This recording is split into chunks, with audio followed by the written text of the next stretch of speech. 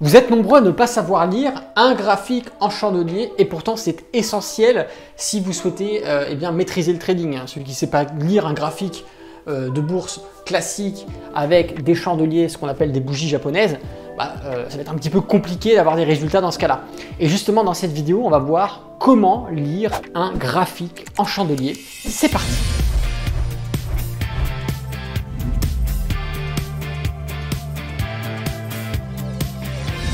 Bonjour à tous, c'est Alexandre, le trader indépendant, et dans cette vidéo, on va voir comment lire un graphique en chandelier.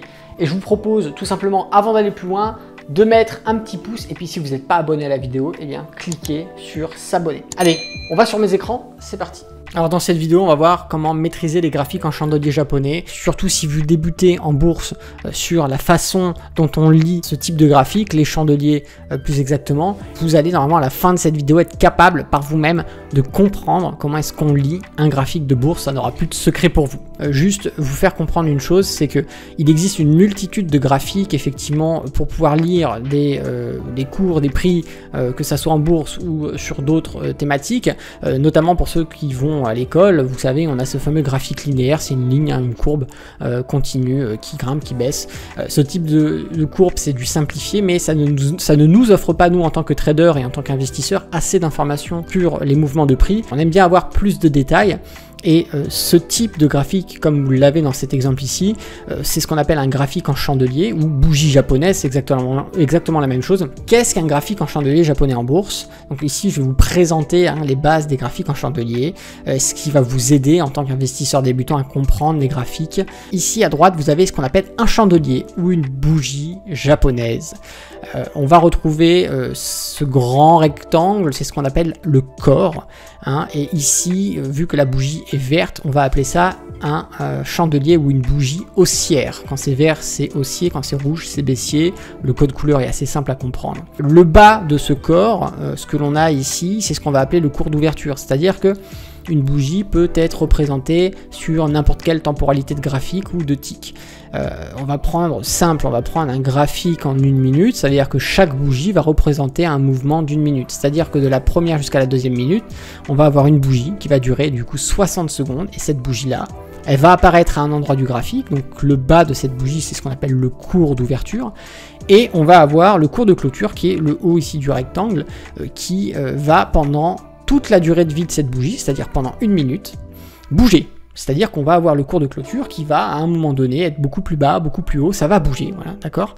Et à un moment donné, quand on arrive à la fin de cette minute, ce cours de clôture, il se fige dans le temps et il reste définitivement tel qu'il est quand la minute clôture. Et donc on appelle ça le cours de clôture. Au début de cette minute, le prix était au niveau du prix d'ouverture, et à la fin de la minute, le prix a bougé jusqu'au cours de clôture, et c'est l'évolution du prix. On va retrouver également ce qu'on appelle les mèches ou les ombres. Ici, c'est jusqu'à où est allé le prix. Parce que la clôture, elle est telle qu'elle est aujourd'hui, elle est à cet endroit-là, mais le cours de clôture, ça se trouve à un moment donné, était beaucoup plus haut, mais le prix a rebaissé avant que la bougie ne clôture et ne termine sa minute de cotation. Donc en fait, ces mèches, ou ce qu'on appelle des ombres, vont représenter l'extrapolation du mouvement de cette bougie. Donc on est allé jusqu'au plus haut, là où se trouve la mèche, et jusqu'au plus bas, là où se trouve la mèche. Et il faut savoir que si le cours de clôture se trouve en dessous du cours d'ouverture, alors la bougie devient une bougie rouge, c'est donc une bougie baissière. C'est parce que le cours de clôture est au-dessus de l'ouverture, donc c'est-à-dire que le prix a pris de la valeur, d'accord. On appelle ça donc une bougie haussière parce que le prix a monté, puisque le cours de clôture est au-dessus de l'ouverture. Mais à l'inverse, si le cours de clôture passe en dessous de l'ouverture, on appelle ça une bougie baissière. Les bouts de ces mèches-là sont le plus bas du mouvement, le plus haut du mouvement, comme je vous l'ai précédemment expliqué. Maintenant, on va voir tout simplement, la petite sœur, c'est la bougie baissière, le chandelier baissier. Et ici, on est exactement à l'identique. On va avoir ce gros rectangle qui est le corps, c'est ce qu'on appelle le corps de la bougie, le corps du chandelier. Et on va avoir par contre, vous voyez ici, l'ouverture qui est inversée par rapport à la bougie haussière. Je vais vous remettre en arrière, rappelez-vous, la bougie haussière, on avait le cours d'ouverture qui était en bas. Okay. Et là, la bougie baissière, on a le cours d'ouverture qui est en haut. Pourquoi? Parce que je vous ai dit, rappelez-vous précédemment, que quand la clôture passe en dessous de l'ouverture, nous avons donc un mouvement de prix baissier et la couleur du chandelier, la couleur de la bougie japonaise va changer va passer de vert au rouge pour que visuellement on comprenne juste par le code couleur que ici on est sur un mouvement baissier du prix. Si on est sur un graphique 1 minute, c'est-à-dire que chaque bougie représente 1 minute de cotation, et bien pendant cette minute de cotation, avant qu'on arrive à la fin de la minute, avant qu'on arrive à la 60e seconde, le cours de clôture va bouger et va dessiner des mèches ou des ombres avec le plus bas du mouvement, le plus haut du mouvement, jusqu'à se fixer dans le temps et passer à la bougie suivante. Ok ? Ce qui nous donne eh bien, plusieurs types de chandeliers. On va avoir le chandelier haussier, qui est favorable à une augmentation des prix, corps blanc avec une mèche inférieure, corps vert avec une mèche inférieure, ça va dépendre des logiciels. En fait, vous pouvez personnaliser la couleur, d'accord, mais sur un graphique, sur un type de graphique qui ne vous affiche pas les couleurs, généralement vous allez avoir un corps blanc. C'est pour ça que je vous l'ai marqué ici dans le texte. Mais en Europe, la majorité des logiciels vont plutôt afficher du vert, mais aux États-Unis ou en Asie, on a pas mal aussi de bougies qui sont en black and white. On va avoir le chandelier baissier, d'accord, qui est favorable à une baisse des prix. Et là, nous, en Europe, on va avoir généralement une bougie rouge. Là où aux États-Unis ou en Asie, on va avoir sur des logiciels qui vont être en black and white, du coup, une bougie noire qui va représenter le chandelier baissier. On va avoir également ce qu'on va appeler le chandelier doji. Hop, celui-là, il arrive, il pop, on n'en a pas parlé au début, mais il existe. Ce chandelier doji, c'est quand le cours de clôture et le cours d'ouverture sont extrêmement proches, voire sont exactement sur le même niveau de prix. C'est-à-dire que le cours d'ouverture est superposé sur le cours de clôture. Ça ne veut pas dire que le prix n'a pas bougé, puisque vous voyez, on a eu des mèches. On n'est pas obligé d'avoir de mèches, on peut avoir un prix qui reste fixe, mais là, dans ce cas, dans cet exemple-ci, vous voyez qu'on a quand même eu un démouvement, puisqu'on a eu des mèches qui se sont dessinées avec des plus hauts et des plus bas sur le mouvement. Mais le cours de clôture est revenu avant la fermeture de la bougie, elle est revenue sur le cours d'ouverture, et elle a clôturé sur le cours d'ouverture à la fin de la minute. Donc ici, ça indique une incertitude de marché. C'est un corps très court avec des mèches supérieures et inférieures. Ces chandeliers-là sont ceux que vous rencontrerez le plus souvent sur vos graphiques. Et maintenant, eh bien, quand on est habitué à lire ce type de chandelier, on peut être à l'aise devant un graphique de ce type. Alors en bas, vous avez effectivement un indicateur technique qui est le RSI, qui fait une ligne continue, mais c'est pas le but de l'exemple, et c'est que vu que c'est présent sur les graphiques, je vous l'affiche. Ici, vous avez un environnement de lecture assez simpliste que peut utiliser un trader avec Ishimoku en arrière-fond pour ceux qui l'auraient reconnu. Mais ce qui va nous intéresser ici, eh bien, c'est chandeliers. On a ici une multitude de chandeliers haussiers qui se succèdent, baissiers, etc., etc.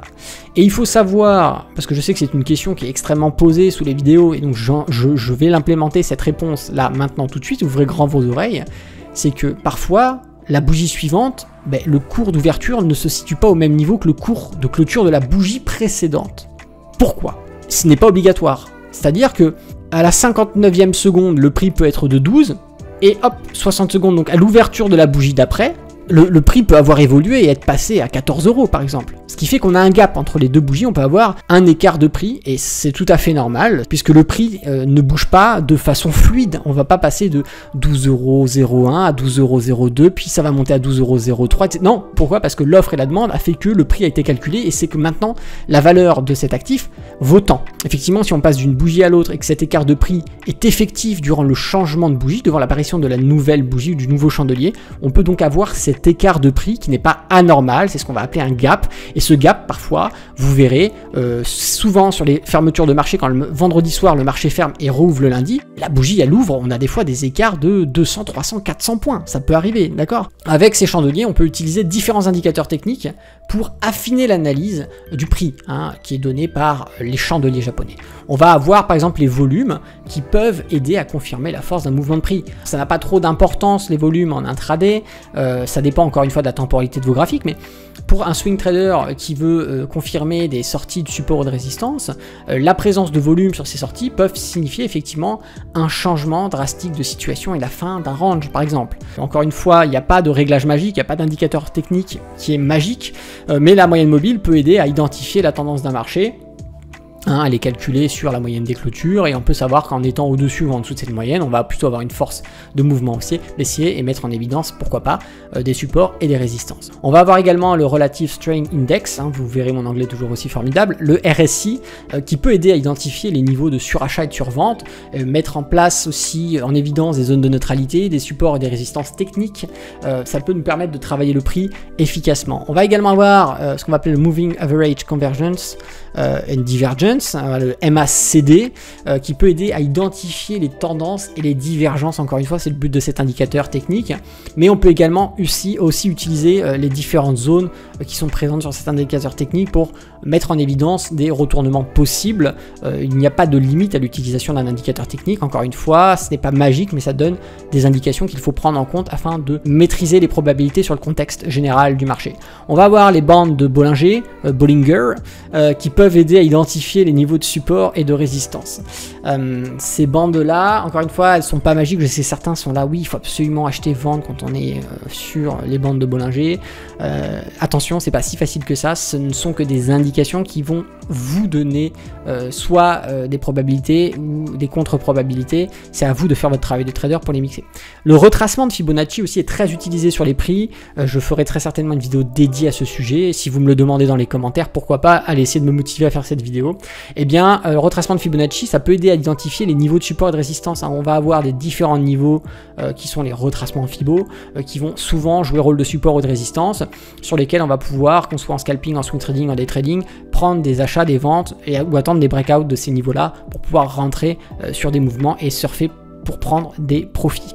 L'indicateur stochastique, je le mets en dernier, mais pourtant c'est quelque chose qui est extrêmement utilisé comme le RSI, et bien le stochastique peut aider à identifier les niveaux de surachat, de survente, également en interprétant ces croisements pour avoir des mouvements sur le prix, en travaillant la zone de neutralité et pourquoi pas en faisant des sorties progressives de position sur des surachats, sur des surventes. Là encore une fois, il y a une multitude de façons de l'utiliser. Celle qui vous correspondra le mieux, ce sera celle qui est en adéquation avec votre profil de trading et surtout votre psychologie. Donc pour conclure, eh bien tout simplement, les avantages des graphiques en chandelier japonais en bourse, c'est que ça peut aider les investisseurs débutants à prendre des décisions éclairées en fournissant des informations claires et faciles à interpréter sur les tendances du marché. Mettez tous vos graphiques en chandelier, vous verrez, ce sera beaucoup plus simple que du linéaire qui ne vaut strictement rien.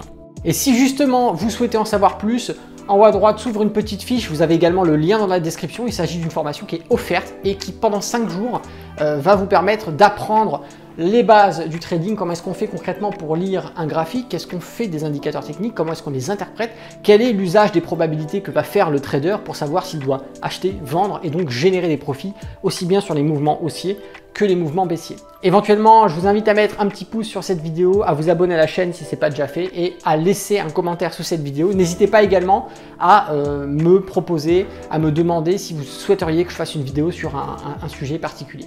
C'était Alexandre, le trader indépendant. Moi, je vous dis à bientôt dans une prochaine vidéo et d'ici là, tradez bien sur les marchés financiers. Ciao!